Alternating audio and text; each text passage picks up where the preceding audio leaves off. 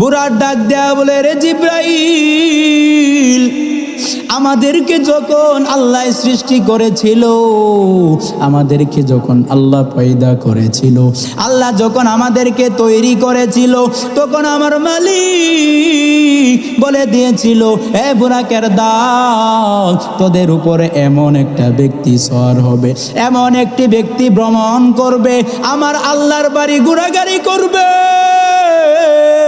আমি এই জন্য তোদেরকে সৃষ্টি করেছি। আমি বুরাক যখন এই কথাটা শুনেছিলাম, আমি ওই দিন থেকে নিয়ত করেছিলাম, ওই মানুষটা কোন বুরাকের উপরে উঠে, আমি বুরাকের উপরে যদি উঠে, যেই ব্যক্তিটাকে, যেই বান্দাটাকে আমার মালিক ভালোবাসে, ওই মানুষটা তো আর কোনো মানুষ হতে পারে না, কোনো কম দামি মানুষ হতে পারে না, সে বড় দামি মানুষ। এই চিন্তা করে আমি কান্না করতেছি। জিব্রাইল ডাক দেয়া বলে, এই তো আমি পেয়ে গেলাম আমার নবীকে আল্লাহর বাড়িতে নেওয়ার জন্য, আল্লাহর দিদার পাওয়ার জন্য বুঝি বুরাক পেয়ে গেলাম। যখন বুরাকটা পাওয়ার পর ইমানদার মুসলমান আল্লাহর গোলাম গভীর মনোযোগ দেয়া কলকের করবেন, কারণ এই জায়গায় থেকে আমার নবীর মেরাজ শুরু, আমার আল্লাহর বাড়ি ঘোরার গাড়ি শুরু হয়ে যাবে। Sunnah of Madina, the Islamic YouTube channel.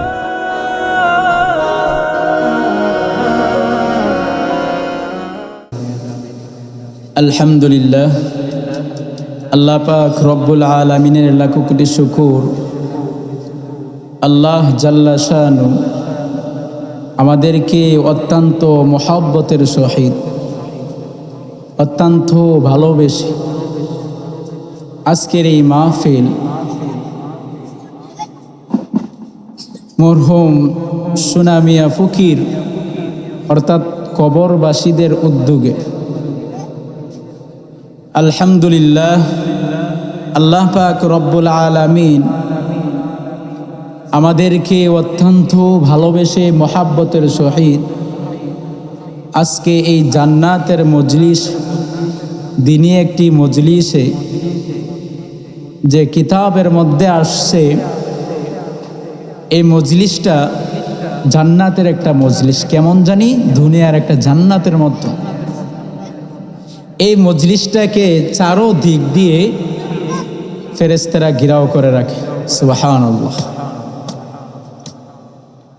চারো দিক দিয়ে আল্লাহ পাক রব্বুল আলামিন এই মজলিসে যে কোরআনের কথা হইতেছে, ইসলামের কথা হইতেছে, দ্বীনি কোরআন কিভাবে শিক্ষা করব, কিভাবে আল্লাহ পাক রব্বুল আলামিনকে রাজি খুশি করা যাবে, কি কাজ করলে আল্লাহকে রাজি করা যাবে, কি কাজ করলে আল্লাহ রসুলকে পাওয়া যাবে, কি কাজগুলো করে, কোন আমলগুলো করলে আমরা জান্নাতে যেতে পারব, এই বিষয়ে তো আলোচনা হবে, ঠিক না ঠিক? এই কোরআনের আলোচনায় এইগুলা নিয়ে আলোচনা হবে, আমরা কিভাবে ওই জাহান্নাম থেকে মুক্তি পাব, কিভাবে আমরা জান্নাতে দাখিল হব, প্রবেশ করব। এই জান্নাতে মজলিসে আল্লাহ পাক রব্বুল আলামিন এই ফিতনা ফাসাদের জামানায়, ঝগড়া ফাসাদের জামানা থেকে ফারেক করে আল্লাহ পাক রব্বুল আলামিন আমাদেরকে এই মজলিসে এনেছেন। এই জন্য অন্তরের অন্তরস্থল থেকে শুকরিয়া আদায় করি, আলহামদুলিল্লাহ। ও দোস্ত বুজুর্গ, আজকের মাহফিলটা যে উদ্দেশ্য, অর্থাৎ এই মাহফিলটা হয়েছে, এই উদ্দেশ্য তারা করেছে যে আমাদের মাঝখান থেকে ওই লোকটা চলে গেছে, আল্লাহ পাক রব্বুল আলামিন এই মাহফিলের উসিল্লায় আল্লাহ যেন তাকে ক্ষমা করে দেয় এবং তাকে উঁচু জান্নাতের উঁচু মাকাম দান করে। আমিন। এই যে মাহফিলটা, আমাদেরকে মৃত্যুর কথা স্মরণ করিয়ে দেয়। এই যে আমাদের ভাইটা আমাদের মাঝে ছিল, হাই হাই আজকে তো চলে গেছে, তো গেছে রে, আর তো আসে না, সে ইচ্ছা করলেও দুনিয়াতে ফিরতে পারতেছে না, ঠিক না বেঠিক? কিন্তু আজকে আমাদের ভিতরে কোথায় ভয়? মৃত ব্যক্তিদের উদ্যোগে তাদের কবরে যেন সওয়াব পৌঁছাইতে পারি, এই উদ্দেশ্যে আজকের প্রোগ্রাম। কিন্তু আমরা যারা নাফরমান দুনিয়াতে আসি তো আসি রে, হাই হাই আল্লাহ পাক রব্বুল আলামিন আমাদেরকে দুনিয়াতে পাঠাইছে তো পাঠাইছে রে, আল্লাহ পাককে ভয় করব, আল্লাহ রব্বুল আলামিনের জাহান্নামকে ভয় করব, মৃত্যুকে ভয় করব। কিন্তু আফসোস আজকে এই মজলিসের মধ্যে মানুষ নাই। আল্লাহ আমাদেরকে সহিহ বুঝদান করুক, সবাই বলেন আমিন। সম্মানিত মুসল্লিয়ানে কেরাম, আমি আপনাদের সামনে পবিত্র কালামুল্লাহ শরীফ থেকে একখানা আয়াত তেলাওয়াত করেছি। রাসূল করিম সাল্লাল্লাহু আলাইহি ওয়াসাল্লামের হাদিস থেকে একখানা হাদিস তেলাওয়াত করেছি। নবীজির নাম শোনা মাত্রই দুরূদ পড়তে হয়, সবাই বলেন সাল্লাল্লাহু আলাইহি ওয়াসাল্লাম। আল্লাহ যদি চাহেন ওই আয়াতের উপর সংক্ষিপ্ত আলোচনা করব ইনশাআল্লাহ।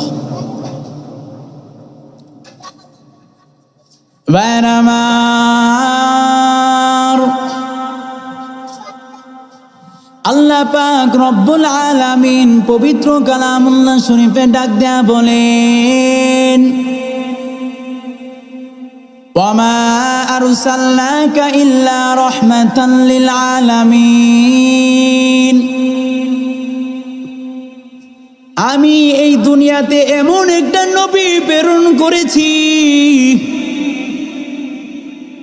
আমি এমন একটা এই দুনিয়াতে পয়গম্বর অবতীর্ণ করেছি, আর নুজুল অবতীর্ণ কর, নাজিল করা, প্রেরণ করা, পাঠানো। আল্লাহ নিজেই পবিত্র কালামুল্লাহ শরীফে ডাক দেয়া বলেন, ওয়ামা আরসালনাকা ইল্লা রাহমাতাল লিল আলামিন। আমি এই দুনিয়াতে এমন একটা মানুষকে পাঠাইছি, যদি কোনো বান্দা বান্দি ওই মানুষটাকে খুঁজে বের করে তার আমলগুলা, আমি আল্লাহ যা কিছু দিয়েছি, আমি আল্লাহ যা কিছু তাকে দিয়া প্রেরণ করেছি, আমি তার মাধ্যমে যা কিছু দিয়া দুনিয়াতে পাঠাইছি, কোনো বান্দা বান্দি যদি ওইগুলার উপর আমল করতে পারে, তাদের ঠিকানা হবে জান্নাতে। কোথায়? এই জোরে আওয়াজ দেয়া বলেন কোথায়? এ বেকিনগরের মানুষ, ও বেকিনগরের কলিজার টুকরা যুবক, আজকে কত মানুষ দেখো ওই দোকান পারে ঘোরাগাড়ি করতেছে। এ ভাই, এই মজলিসটা হয়েছে গুনাহ মাফের মজলিস। কিসের মজলিস? জোরে আওয়াজ দেয়া বলেন। গুনাহ মাফ করার মজলিস। এই কলিজার টুকরা যুবক, এ বেকিনগরের মানুষ জীবনটাকে গুনাহ করতে করতে নষ্ট করে ফেলেছে, সারাটা জীবন গুনাহের কাজে লিপ্ত। আজকে আল্লাহ পাক রব্বুল আলামিন এই মৃত ব্যক্তিকে উসিলা করে আল্লাহ তোমাদের গুনাহগুলোকে মাফ করার জন্য একটা সিচুয়েশন তৈরি করে দিয়েছে, একটি রাস্তা তৈরি করে দিয়েছে। কিন্তু আজকে কপালপুরা মুসলমান তাকাইয়া দেখো ওই দোকানের মধ্যে ঘুরতেছে। ও কলিজার টুকরা যুবক, ও বেকিনগরের আম্মা জান, ও মা গো তোমাকে আমি বলি, ও মা শুনো, তোমার সন্তানটাকে ডাক দিয়ে দিয়ে বুঝাইয়া বুঝাইয়া বলো আব্বাজান তাড়াতাড়ি করে যা, ওই যে হুজুর বয়ান করতেছে নেত্রকোনা থেকে এসেছে, যা হুজুর আলোচনা করতেছে ওইগুলার উপর যদি আমল করতে পারো, হুজুর যে কথাগুলো বলে কুরআন থেকে রসুলের হাদিস থেকে একটা হাদিস যদি মানতে পারো, আমি মার জীবনটা বড় ধন্য। ও মা কেমন ধন্য, তাকাইয়া দেখো আজকের যে উদ্দেশ্য করে মাহফিল, যে লোকটা মারা গেছে গো মা, আল্লাহ পাক রব্বুল আলামিন তাদের সন্তানদেরকে রেখে গেছে দুনিয়া। তাদের ভিতরে ইসলামিক জ্ঞান থাকার কারণে, আল্লাহর ভয় থাকার কারণে আজকে তারা কুরআনের আলোচনা জারি করেছে। তারা তো এটাও জারি করতে পারতো, গানের আসর জমাইতে পারতো, ঠিক না ঠিক জমাইতে পারতো কিনা, কিন্তু আল্লাহ পাক রব্বুল আলামিন তাদের মাধ্যমে কি করেছেন, আমাদের গুনাহগুলো মাফ করার জন্য একটা রাস্তা তৈরি করে দিয়েছে। কিন্তু আমরা বুঝতেছি, এই বেকিনগরের আম্মা জান, গতকালকে শুনলাম আপনাদের বানিয়াপাড়া দরবার শরীফের সামনে একটা দুর্ঘটনায় বাসটার মধ্যে আগুন লেগে গেছে, ঠিক না বেঠিক? হয়তো অনেকেই জানেন, আবার ফোনের মধ্যে দেখা যাইতেছে বাসে আগুন লেগে গেছে। আবার শুনলাম একটা যুবক মোটর সাইকেল দিয়ে আসতেছিল নামাজ পড়ার জন্য। সে কি জানতো তার মৃত্যুটা এরকম ভাবে হবে? জানতো না, সে জানতো না। হুট করে বাসের সাথে টেক লেগে সে ওই বাসের নিচে পড়ে গেল। আর আল্লাহর বান্দা দুনিয়া থেকে চলে গেছে। ওই জায়গায় দেখা গেল কেমন কান্নার আওয়াজ। দেখলাম ফোনের মধ্যে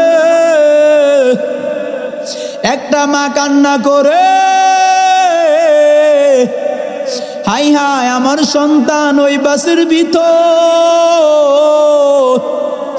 এ কে কোথায় আসো, আমার ছোট বাচ্চাটাকে এনে দেবে, আমি মাই সহ্য করতে পারতেছি না।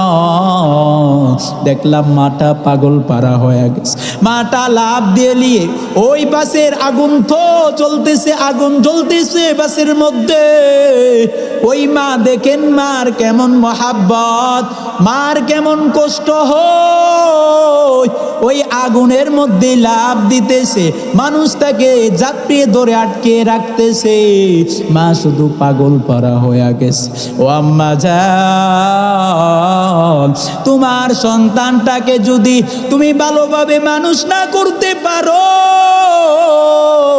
ওই তোমার সন্তান কবরের পাশে গিয়া দুইটা হাত তুলে আল্লাহর কাছে দোয়া করবে না, ও দয়ার মালিক তোমার সন্তানের ভিতরে যদি আল্লাহর ভয় থাকে, আল্লাহর কুরআনের ভয় ঢুকে, আল্লাহর মৃত্যুর ভয়, কবরের ভয় যদি ভিতরে থাকে, তোমার সন্তানটা ওই জায়গা থেকে ফিরে, গুনাহ থেকে ফিরে আসতে পারবে।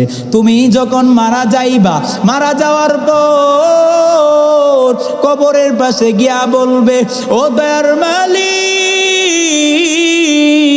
আল্লাহ গো, আমার আম্মা জান দুনিয়া ছেড়ে চলে গেছে, আমার আব্বা জানটা চলে গেছে, আমার আব্বা জান আমাকে কত কষ্ট করে মানুষ করেছে, আমার আব্বা জান আমাকে কতভাবে আদর করছে, আজকে ওই আদরের আব্বা আম্মা জান দুনিয়া ছেড়ে চলে গেছে। যদি তোমার সন্তানের ভিতরে আল্লাহর ভয় থাকে, কবরের ভয় থাকে, তাহলে ওই সন্তান কবরে গিয়ে দোয়া করবে, ঠিক না ঠিক?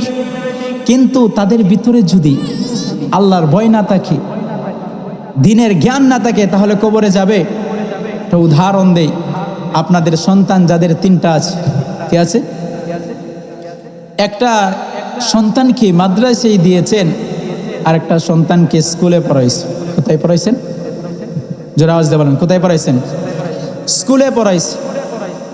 দেখবেন ওই স্কুলের সন্তানটা হয়তো বছরেও তার দাদা দাদি তার কবরের পাশে যায় না, কিন্তু ওই মাদ্রাসার সন্তানটা যখন সে ওই কিতাবের মধ্যে পড়ে হাই হাই পিতা মাতার কবর জিয়ারত করতে হবে, দাদা দাদির জন্য দোয়া করতে হবে, যখন উস্তাদে ওই কথাগুলা শেখায় তখন সে গিয়ে কি করে? কবরের পাশে দোয়া করে। ঠিক না ঠিক? কিন্তু এই স্কুলের স্টুডেন্টটা সে যায় না, কারণ তার ভিতরে কোরআনের জ্ঞান নাই। ভাইরা আমার, এই জন্য বলতেছিলাম আজকে এই সুন্দর মজলিস হয়তো আজকে আছে কালকে থাকবে না। ঠিক না ঠিক? আজকে আছে কালকে থাকবে না। এই জন্য যারা দোকানে ঘোরাঘুরি করতেছো,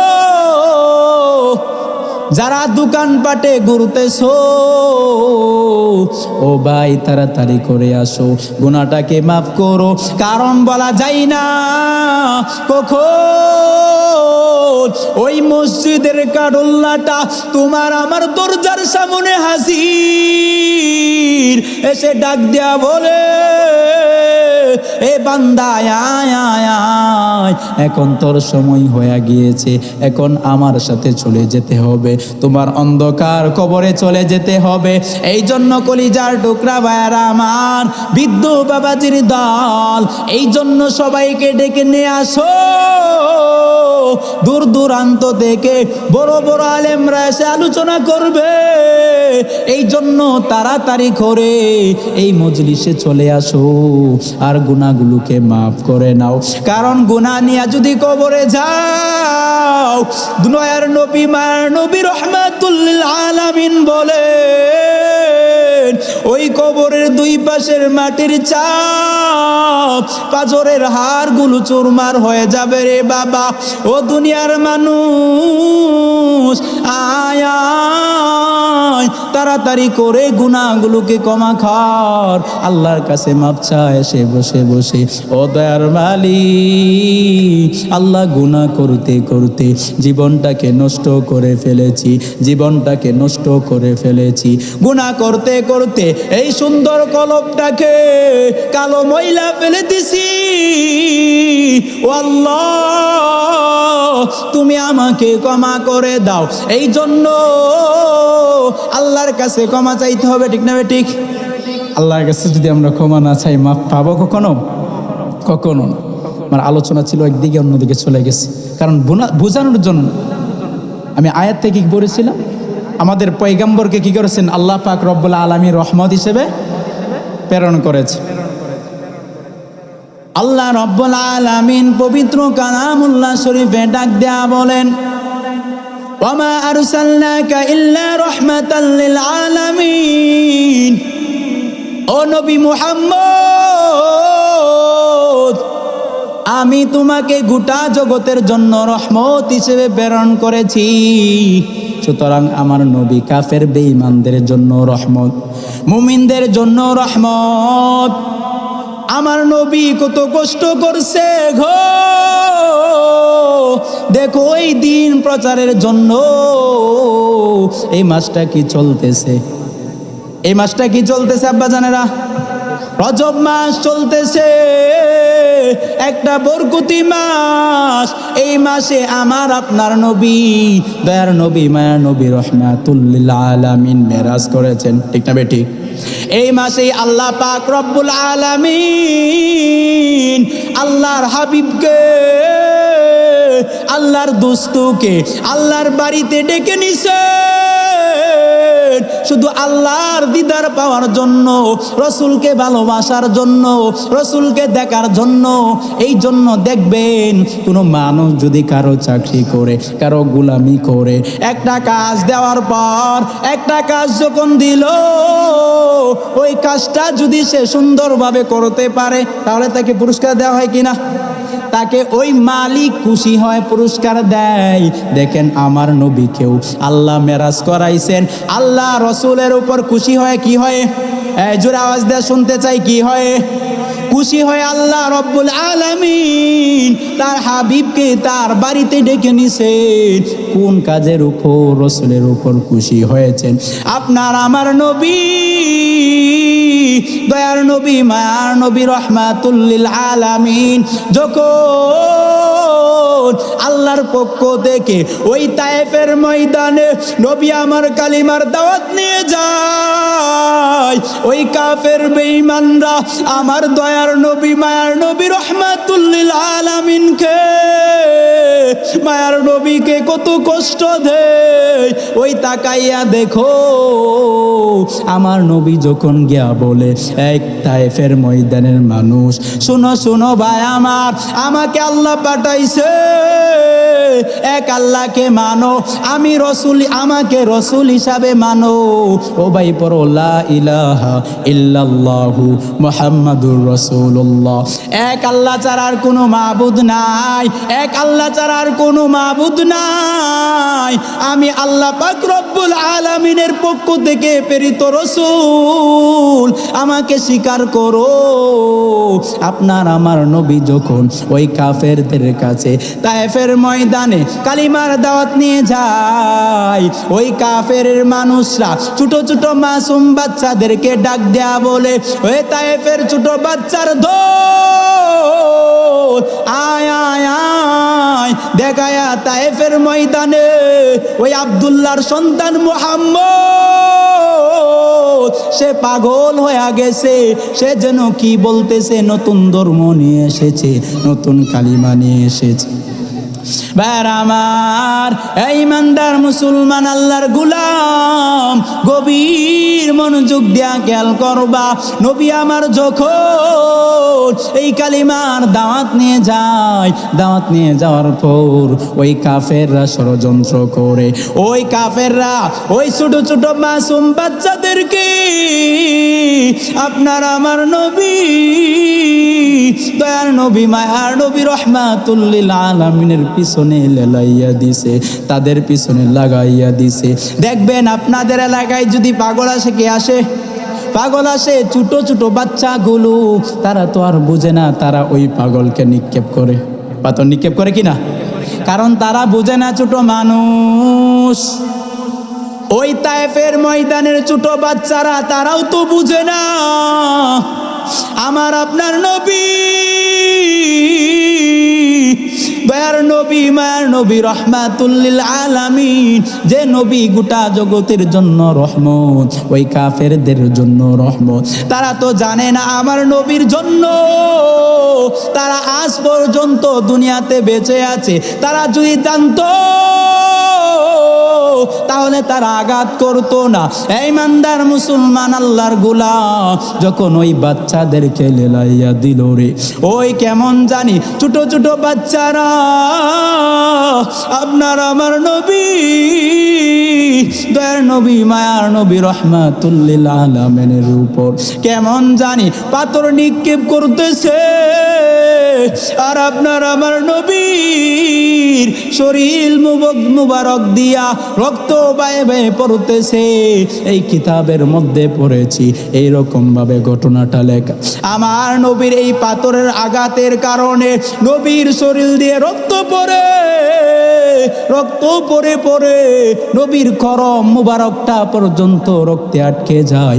আর আপনার আমার নবী ওই রক্তগুলোকে এরকম ভাবে টান দিয়ে উপরের দিকে তুলে, রক্তগুলোকে মুছে মুছে উপরের দিকে তুলে আর শুধু আল্লাহর কাছে ডাক দেয়া বলে, ও দয়ার মালিক আল্লাহ গো,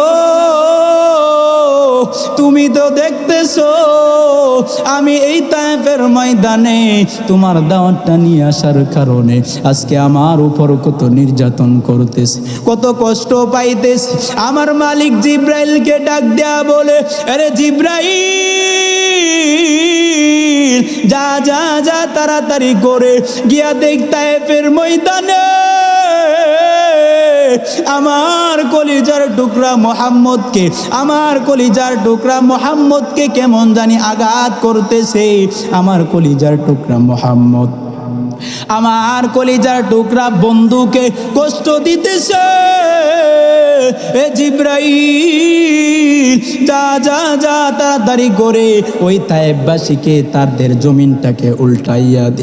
জিব্রাইল আলাইহিস সালাম লাস্টের আকাশ টপকাইয়া আসে, ডাক দিয়া বলে, ও আল্লাহর পয়গম্বর, আপনার দুস্তু আমাকে পাঠাইছে, আপনার কষ্টটা আপনার দুস্তু সহ্য করতে পারতেছে না।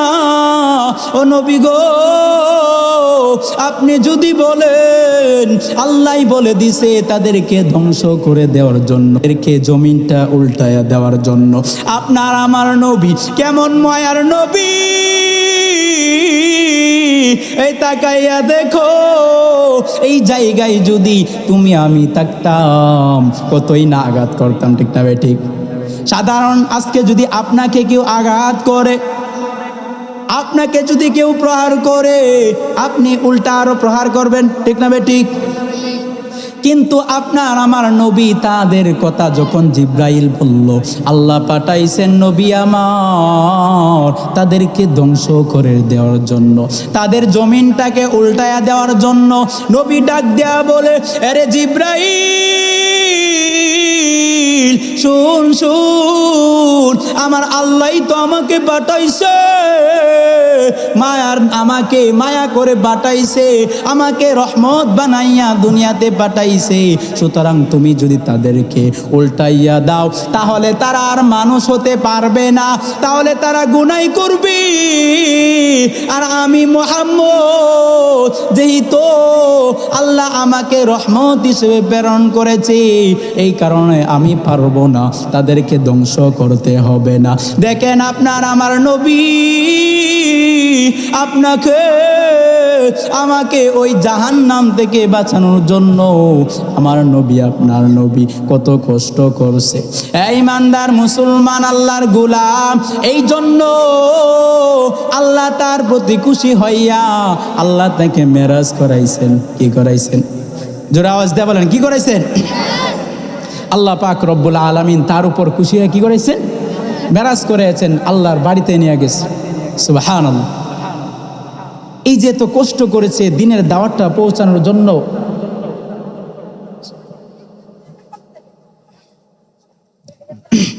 এই দিনের দাওয়াতটা পৌঁছানোর জন্য রাসূল আপনার আমার জন্য কত কষ্ট করছে। তাহলে এই মেরাজের ঘটনা জানার দরকার আছে না নাই? জোরে আওয়াজ দিয়ে বলেন, জানার দরকার আছে না নাই? ভাইরা আমার,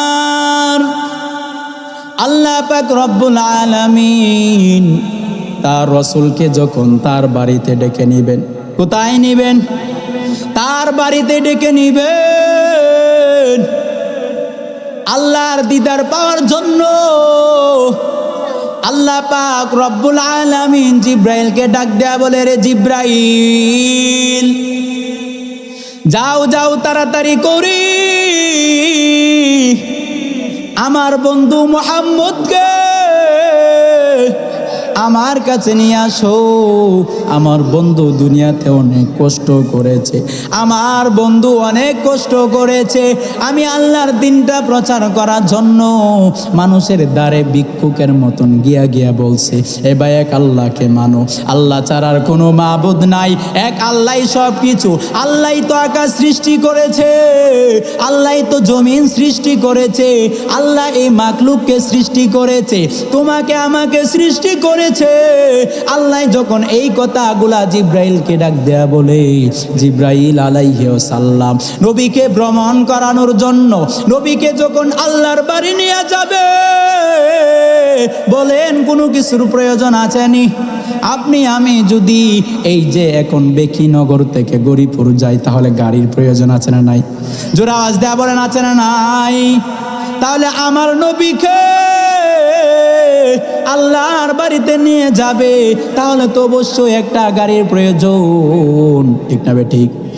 ওই জিব্রাইলকে বলার পর জিব্রাইল আলাইহিস সালাম দৌড় দিয়া গিয়া 40,000 বুরাকের কাছে যান, আর গিয়া দেখে এই 40,000 বুরাকের মধ্যে কাকে টার্গেট করবে, কাকে নির্দিষ্ট করবে, কাকে নিয়ে যাবে, কোন বুরাকটাকে রসুলকে আল্লাহর বাড়িতে নেওয়ার জন্য, আল্লাহর সাথে সাক্ষাৎ করার জন্য, আল্লাহর সাথে মুলাকাত করানোর জন্য কোন বুরাকটা নিয়ে যাবে।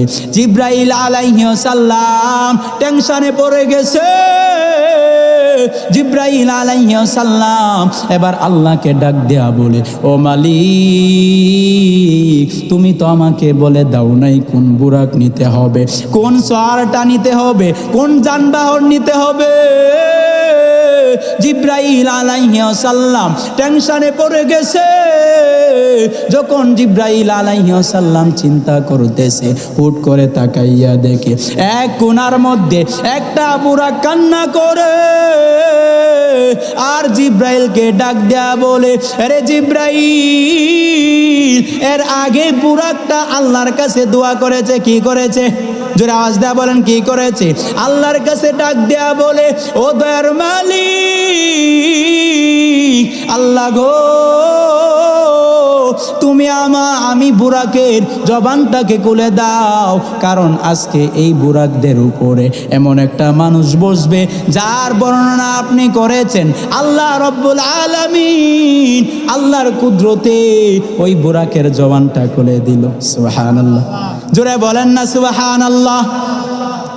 ওই বুরাকের জবানটা খুলে দেওয়ার পর বুরাক জিব্রাইলকে ডাক দেয়া বলে, আরে জিব্রাইল, এ ভাই জিব্রাইল, আয় এদিকে আসো।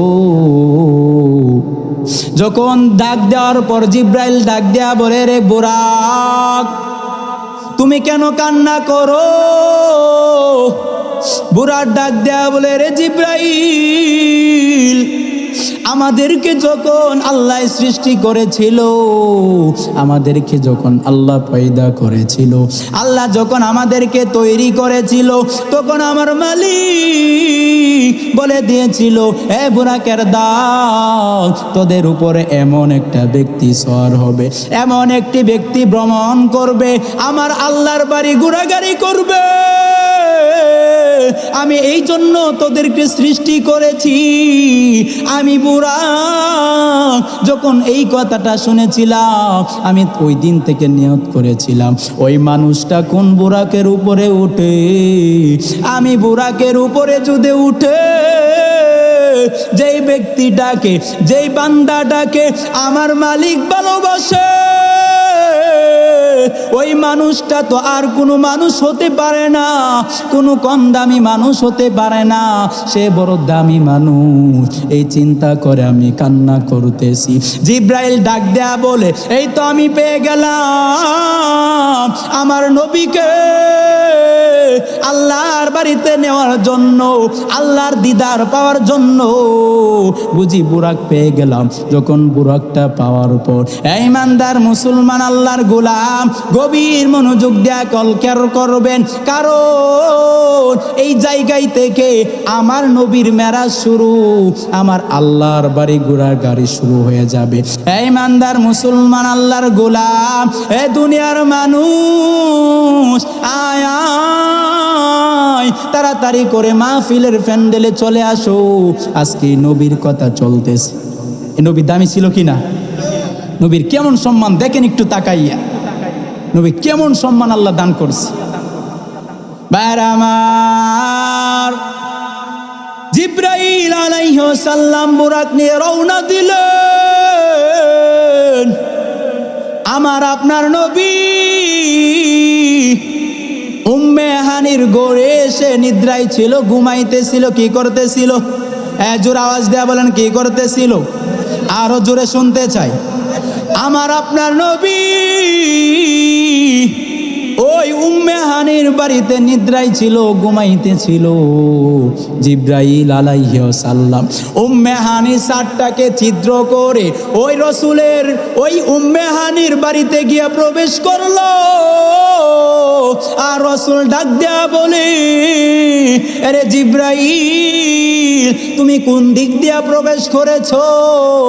দর তো বন্ধ, ঘরের দরজাটা বন্ধ, তাহলে তুমি কোন দিক দিয়া প্রবেশ করেছো?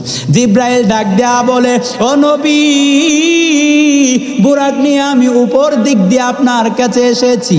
এ নবী, আপনার আল্লাহ, আপনার মাসুক আপনার দিদারের জন্য অপেক্ষা করতেছে। জোরে বলেন আল্লাহু আকবার। আরো জোরে শুনতে চাই, আল্লাহু আকবার। আল্লাহ নিজে তার মাসুকের জন্য পাগল, নবীর জন্য পাগল। জিব্রাইল যখন বলল, ও নবী, আমি বুরাক নিয়ে এসেছি, আল্লাহর পয়গাম্বরের ঘুমটা ভাঙ্গাইতে পারে না। যখন তার ঘুমটা ভাঙ্গানোর জন্য এই জায়গা থেকে আমাদের একটা শিক্ষা আছে। কি আছে? জোরে আওয়াজ দেয়া বলেন, কি আছে? শিক্ষা আছে। কোনো মানুষ যদি নিদ্রায় যায়, কোনো মানুষ যদি ঘুমায়, তাহলে তাকে হুট করে ডাক দেওয়া যাবে না। কি করা যাবে না? হুট করে ডাক দেওয়া যাবে না। দেখেন জিব্রাইল আলাইহিস সালাম বুরাক নিয়ে প্রবেশ করার পর দেখেন নবী আমার ঘুমাইতেছে, সে ঘুমের মধ্যে মশগুল। নবীরা ঘুমায়, নবীদের অন্তর ঘুমায় না, নবীদের চক্ষুগুলা ঘুমায়। ঠিক না ঠিক? নবীদের চক্ষু ঘুমায় কিন্তু অন্তর ঘুমায় না। যখন এই দেখতেছে রসুল আপনার আমার নবী ঘুমাইতেছে, জিব্রাইলের সাহস হয় না যে নবীকে আল্লাহ এত ভালোবাসে, আমি যদি তার নিদ্রাটাকে ভাঙ্গাইয়া দেই, আমি যদি তাকে তার নিদ্রা থেকে তুলে দেই, না জানি বেয়াদবি হয়ে যাবে। এটার জন্য আল্লাহর কাছে আমার জবাব দিতে হবে, কারণ আমার আল্লাহ তো আমার নবীকে প্রচন্ড ভালোবাসে। এই চিন্তা করে জিব্রাইল ডাক দেয় নাই। জিব্রাইল দৌড় দিয়া গিয়া তার কদম মুবারক, তার নবী মার নবী রহমাতুল লিল আলামিনের পায়ের কাছে গিয়া আস্তে আস্তে কেমন জানি চিমটি দিস। কি করছে? আস্তে করে চিমটি দিস। রসুল কি হইছেন? ঘুম থেকে সজাগ হইছেন। তাহলে এই জায়গা থেকে আমাদের একটা শিক্ষা কি, যে কোনো মানুষ যদি নিদ্রায় যায়, ঘুমিয়ে যায়, তাহলে তাকে আস্তে আস্তে ডাক দিতে হবে। হুট করে ডাক দেওয়া যাবে না। এই মোহাম্মদ, হুট, ডাক দেওয়া যাবে? কোনো মানুষ যদি নিদ্রায় থাকে, তাহলে তাকে আদবের সহিত মাথার মধ্যে আস্তে আস্তে হাত দিবেন। না হয় ওই যে জিব্রাইল আলাইহিস সালাম আমাদেরকে কি করছেন? শিখায় দিছেন, পায়ের তালুয় গিয়ে আস্তে আস্তে ডোয়া দিবেন। কি করবেন? আস্তে আস্তে মালিশ করবেন। পারবেন তো ইনশাল্লাহ? আজকের পর থেকে ভুল হবে না তো? আমার গভীর মনোযোগ দেয়া কথাটা খেয়াল করবেন। আপনার আমার নবী যখন নিদ্রা থেকে তার ঘুমটা ভেঙে যায়, নবী উঠে দেখে জিব্রাইল হাজির, সাথে একটা বুরাক, সাথে একটা যানবাহন, সাথে একটা গাড়ি। নবীকে যখন জিব্রাইল আলাইহিস সালাম ডাক দেয়া বলে, ও পয়গম্বর, আল্লাহ বলেছে আপনাকে আমার সাথে নিয়ে যাওয়ার জন্য, সুতরাং আপনার আমার সাথে যেতে হবে। এই রওনা হয়ে গেলেন। আল্লাহর পয়গম্বরকে ওই বুরাকের উপর তুললেন, আর বুরাক কান্না করে, ও নবী, আজকে তুমি আমার উপরে উঠেছো, তুমি কেমন দামি তুমি নিজেও জানো না, আমি বড় ধন্য। নবী ডাক দেয়া বলে, আরে বুরাক, তুই কেন কান্না করো? এ বুরাক, তুই কেন কান্না করো? তোমার কি প্রবলেম? তোমার কি সমস্যা হয়েছে? বুরাক ডাক দেয়া বলে, ও নবী, আমি এই জন্য কান্না করি গো নবী, আমি যেন আপনি আমার উপর সওয়ার হয়েছেন ওই কিয়ামতের ময়দানে আপনি যেন আমাকে একটু শরীক করে নেন, আপনার বন্ধু বলে স্বীকার করে নেন। কি বলে? কি করে? দেখছেন একটা বুরাকের কত নবীর প্রতি মহাব্বত, কিন্তু আমাদের আজকে নবীর প্রতি মহাব্বত কই? নাই। এই জন্য একটা গজল শোনাই। আমার মরণ কালে আইসো নবী কিনারে, আমার মরণ কালে আইসো নবী কিনারে, ও প্রাণের হাবিব গো নয়ন জোড়াই দেখবো শুধু তোমারে। সবাই বলেন আমার মরণ কালে আইসো নবী কিনারে, আমার মরণ কালে আইসো নবী কিনারে, ও প্রাণের হাবিব গো নয়ন জোড়াই দেখবো শুধু তোমারে। আমায় যখন রাখা হবে অন্ধকার কবরে, আমায় যখন রাখা হবে অন্ধকার কবরে, তখন তোমার আশেক বলে নিও আপন করে। ঠিক না বেটি? আমায় যখন রাখা হবে অন্ধকার কবরে, তখন তোমার গোলাম বলে নিও আপন করে।